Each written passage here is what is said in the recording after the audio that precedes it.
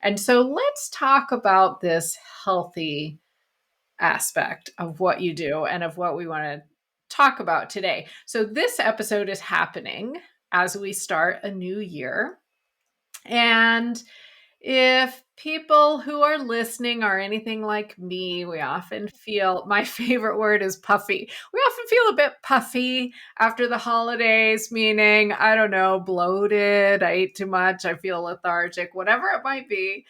So we're just going to head straight into the key issue that was always something that I needed to work with, and that is the scale. So if we're going to talk about what healthy means, should we worry about the number on the scale? Let's start with that. So the number on the scale is just a measurement, and it's a tool.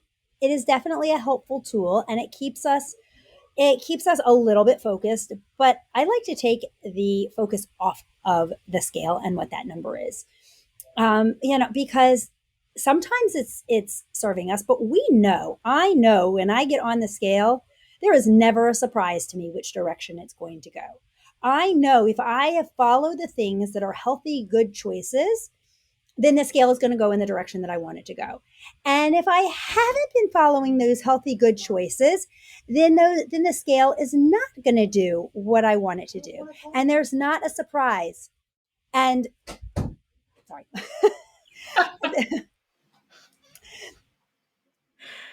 So you just said, and there's not a surprise. You can just start there. Okay. So there's not a surprise when we get on that scale. We know what it's going to say. And sometimes, look, the scale does funny things. If you drink too much water the day before, the scale may be up. If you had too much salt the day before, the scale may be up. If you didn't get enough sleep, the scale is going to be up. Is that real? No, not necessarily. So we look, I tell people to look for trends. And yes, it is one form of measurement, but there are a lot of other things to look at. What is my energy like? How are my clothes fitting? Am I eating what I'm supposed to be eating, or am I quote unquote supposed to be eating? Am I making good healthy choices the majority of the time? Or am I falling back into, eating things that don't serve my goals? I don't believe there's any such thing as a good food or a bad food. Food is food. Food is energy.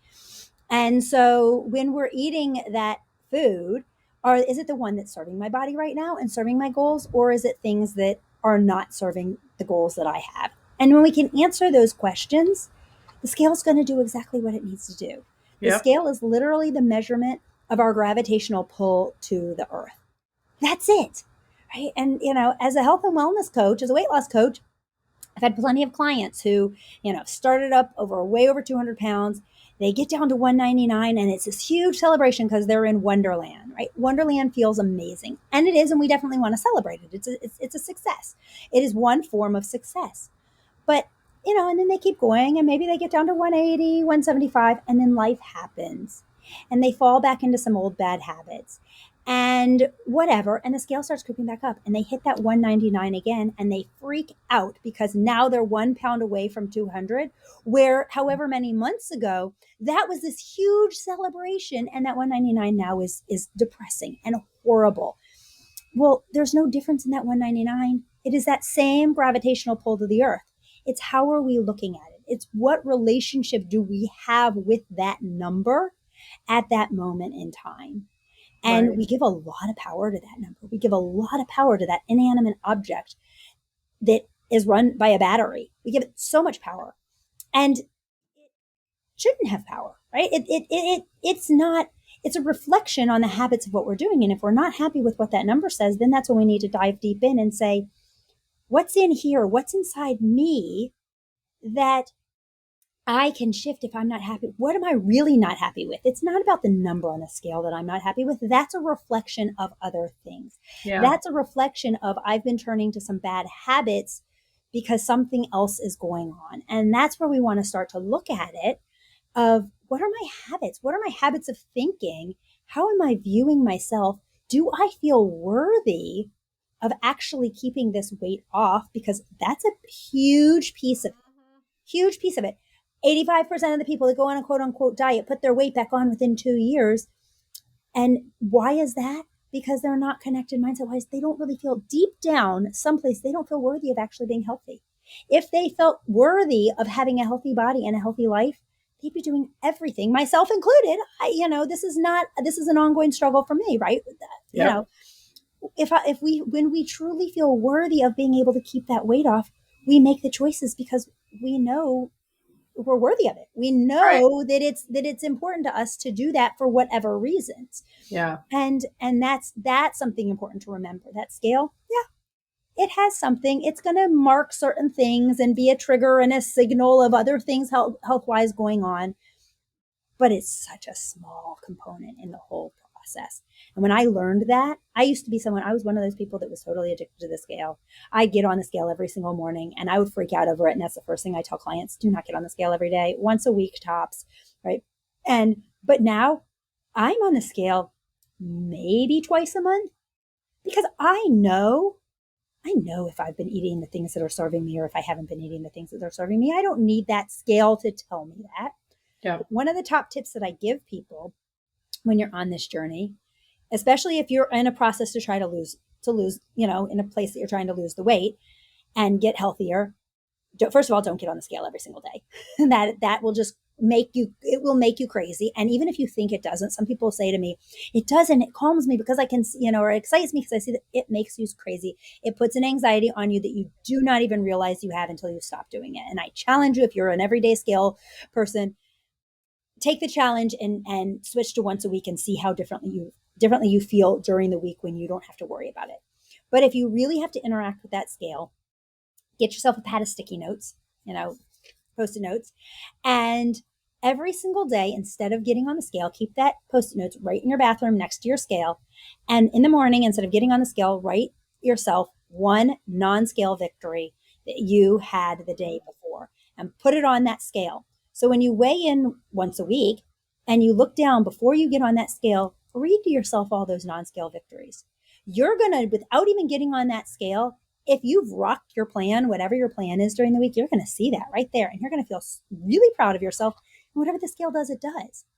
And if you haven't rocked your plan that week, you're going to say, okay, I could have done some things a little differently. But it's all about the choices that you made. Yeah. And instead of what that scale says, because I've had plenty of clients who have rocked their plan all week long, stuck to it perfectly, and gotten on the scale, and it just hasn't cooperated. Women, depending on where they are in their cycles, again, like I said before, they didn't sleep as well the night before, they had too much water, or not enough water, or they ate more salt, or whatever it was the day before. And the scale, shows some crazy number that's not real. And then they're really depressed. But when you have all those things and you're like, wait a minute, this is not real because look at all these healthy choices I've made for the past week. No way is this real. Right. You know, and Right. remembering that a pound to lose or to gain a pound is 3,600 unused calories, which if we're talking science. So when somebody calls me and says, oh my gosh, I gained 5 pounds in this past week, but I've really stuck to my program and I know they've stuck to their program, even if they messed up, even if they made a handful of not good choices, 5 pounds times 3,600 calories is close to 20,000 extra calories in the week. You really had to blow it to put on 5 pounds. Okay, like just scientifically, it doesn't make sense, which that says you're holding water for some reason. So, but we get Oh, I see what you're saying. we get Okay. caught up in that because it's not real. I can promise. Yeah. If you really stuck to your plan and you're up a crazy number of pounds, give it a few days, and I promise you, it's going to balance back out. Yeah. So it's not real, but we Yeah. think it is, Yeah. and it messes with our minds.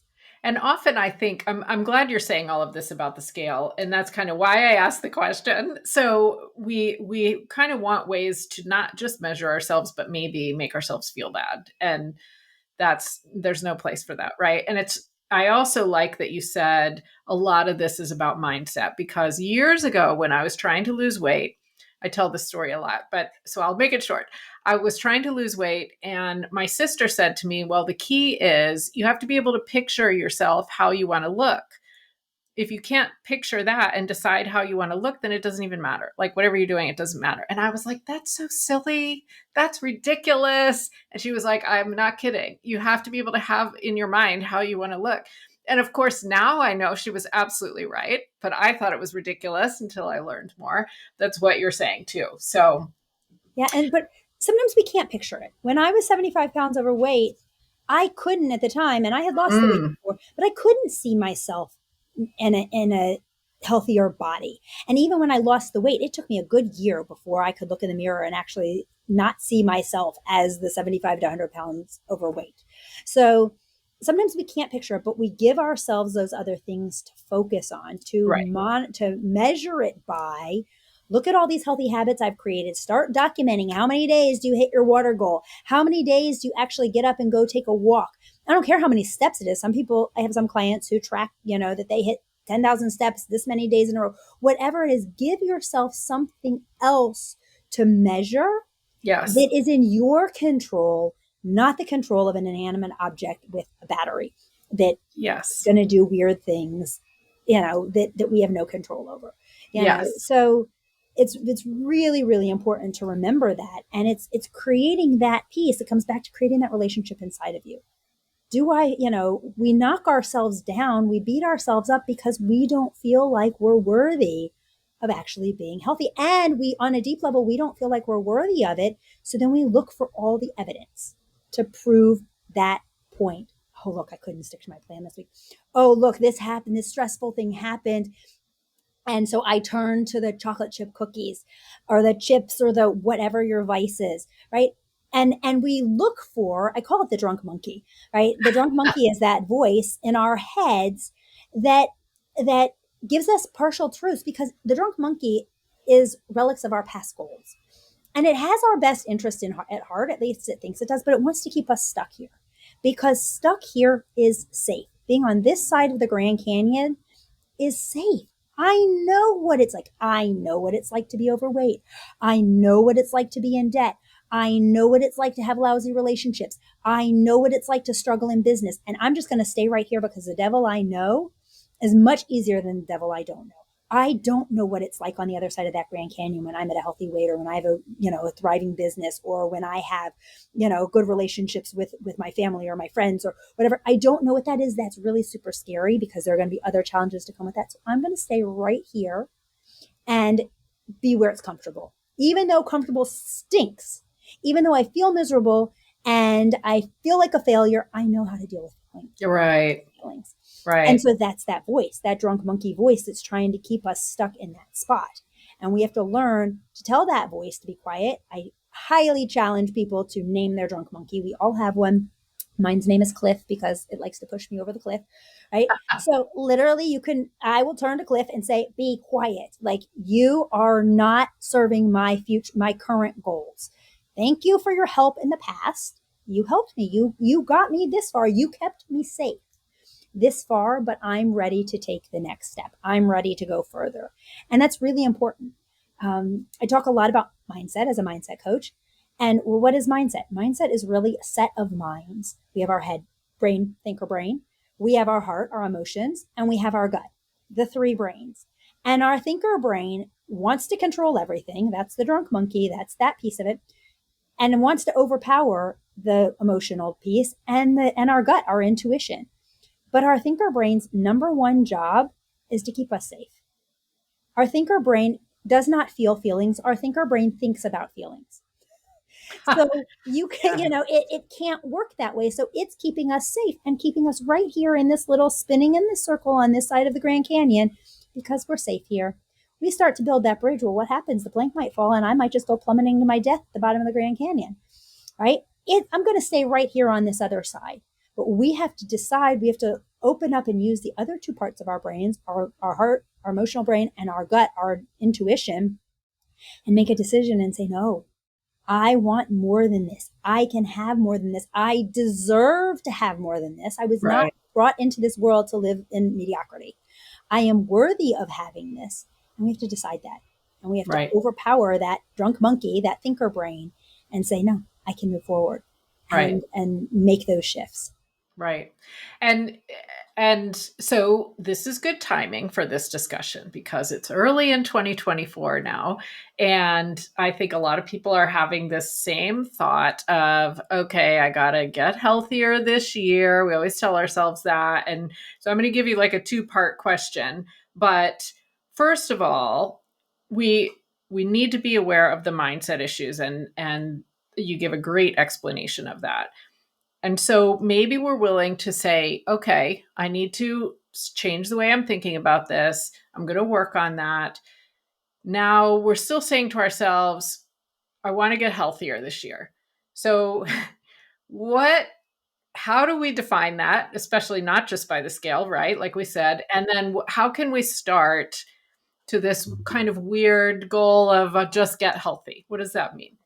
So, one of the things that I challenge people to do is really sit down and define out, what does healthy mean to you?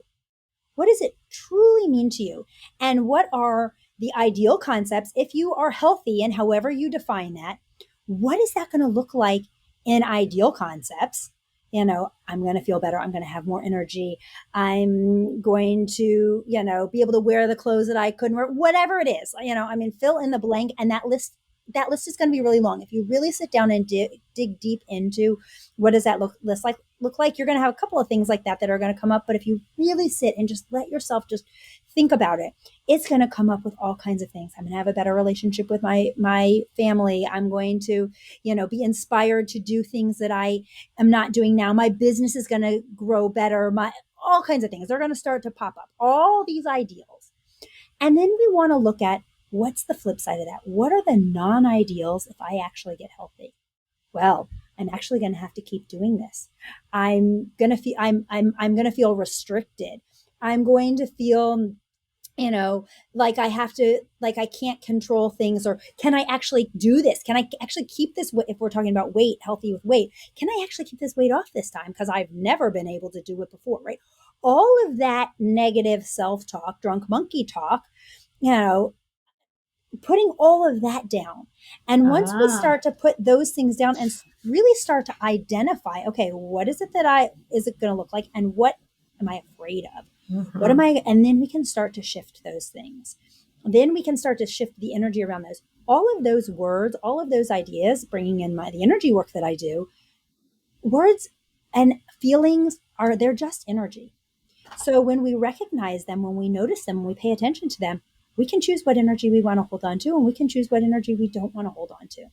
And when I work with clients to do this, we do active things to shift out that negative energy and to clear that out so that that is no longer controlling us, because those are the things that deep down, that's what's controlling us. All those non Mhm. ideals of definitions of healthy, that's what's going on. That's what's happening when we go to self sabotage ourselves because, oh, I've never been able to do this before. I've always struggled with this. I always quit on myself. All those things. And we don't usually verbalize them, but they're there. They're whispering that energy of it. We're carrying that energy of it, and it's driving us. Yeah. And so it's really, really important. I actually take people through a process. I call it the shift process. And in order to clear some of this out, first thing, S, you got to seek change. You have to really want to change. You have to, and sometimes it's going to be, when I started, my big change was I just needed to lose 75 pounds, right? You don't have to go to some deep level in the beginning because you probably aren't even going to know where that is. This is a long journey for people, but you have to want something to change, and it's got to come from within you, not your external sources, not the doctor saying, well, you really need to lose X amount of weight, but from within you. That spark of you, there's a difference between motivation, which comes from the external, and inspiration. You need to Mhm. be inspired for that change. Secondly, you got to have a plan. Have a plan. What are you going to do? Weight loss, there are a lot of plans out there. There are a lot of amazing plans out there. They are all based in science. They will all work. Have a plan. And any number of them. Figure out which plan you can stick to. The best plan for you is the one you can actually do. Period. Right? Yes. Then people ask me, well, what weight loss plan did you do? I'll tell you what weight loss plan I did. And that might be the right one for you, but the one that I'm going to tell you to do is the one that you can actually stick to. Period. End of story.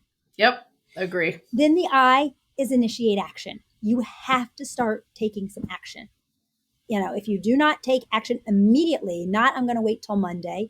And even when I start somebody on the program that I did, right, and they're waiting to get started or whatever, whenever we're going to start, I already give them little action steps. You know what? Mhm. Today, start working on your water.